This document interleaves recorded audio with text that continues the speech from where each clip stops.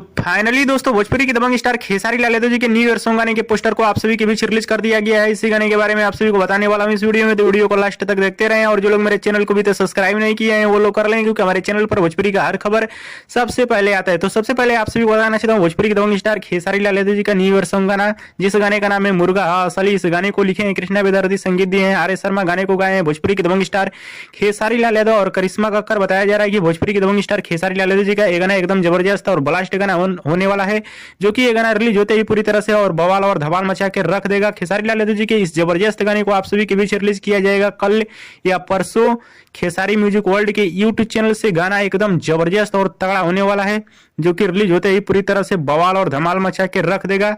हाँ तो दोस्तों आप लोग तैयार रहिए, कल या परसों इस गाने को आप सभी के बीच रिलीज कर दिया जाएगा खेसारी म्यूजिक वर्ल्ड के यूट्यूब चैनल से। तो वीडियो पसंद आया तो ज्यादा लाइक करें, कमेंट करें, शेयर करें, सब्सक्राइब करें। धन्यवाद दोस्तों।